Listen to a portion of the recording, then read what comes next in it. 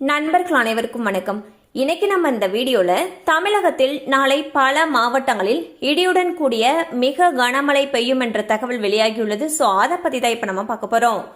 டிட்வா புயல் காரணமாக வட தமிழகத்தில் அநேக இடங்களிலும், தென் தமிழகத்தில் ஓரிரு இடங்களிலும், புதுச்சேரி மற்றும் காரைக்கால் பகுதிகளிலும் இடி மின்னலுடன் கூடிய மிதமான மழை பெய்யக்கூடும் என்று வானிலை ஆய்வு மையம் தெரிவித்துள்ளது. குறிப்பாக திருவள்ளூர், ராணிப்பேட்டையில் அதி கனமழைக்கு வாய்ப்புள்ளதால் ரெட் அலர்ட் எச்சரிக்கை விடுக்கப்பட்டுள்ளது. மேலும் சென்னை, காஞ்சிபுரம், செங்கல்பட்டு, விழுப்புரம், திருவண்ணாமலை, வேலூர், திருப்பத்தூர், கிருஷ்ணகிரி, தர்மபுரி ஆகிய மாவட்டங்களில் மிக கனமழை பெய்ய வாய்ப்புள்ளதால் ஆரஞ்ச் அலர்ட் எச்சரிக்கையும், சேலம், கள்ளக்குறிச்சி, கடலூர் ஆகிய மாவட்டங்கள் மற்றும் புதுச்சேரியில் கனமழைக்கு வாய்ப்பிருப்பதால் மஞ்சள் அலர்ட் எச்சரிக்கையும் விடுக்கப்பட்டுள்ளது.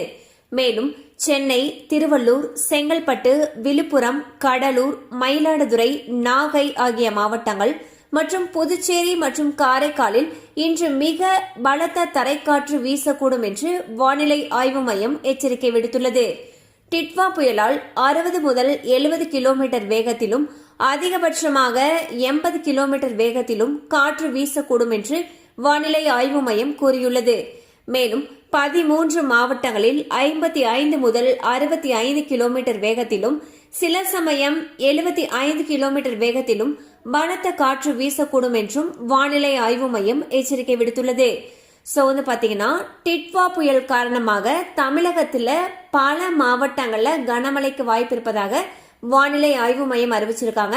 அண்ட் பல மாவட்டங்களுக்கு ரெட் அலர்ட் எச்சரிக்கையும், சில மாவட்டங்களுக்கு ஆரஞ்சு அலர்ட் எச்சரிக்கையும் விடுக்கப்பட்டிருக்கு. சோ மழை அதிகமாக இருக்கும் பட்சத்தில் டிசம்பர் 1ஆம் தேதியான திங்கட்கிழமை அன்று பள்ளி கல்லூரிகளுக்கு விடுமுறை விடப்படுவதற்கான வாய்ப்புகள் அதிக அளவில் இருக்கு. கண்டிப்பா அந்த அப்டேட் உங்களுக்கு பயனுள்ளதா இருந்திருக்கும் நம்புறோம். மேலும் இது போல அப்டேட்ஸ் உங்களை உடனே ரீச் ஆகணும்னு நினைச்சீங்கன்னா நம்ம சேனலோடு தொடர்ந்து இணைந்திருங்கள்.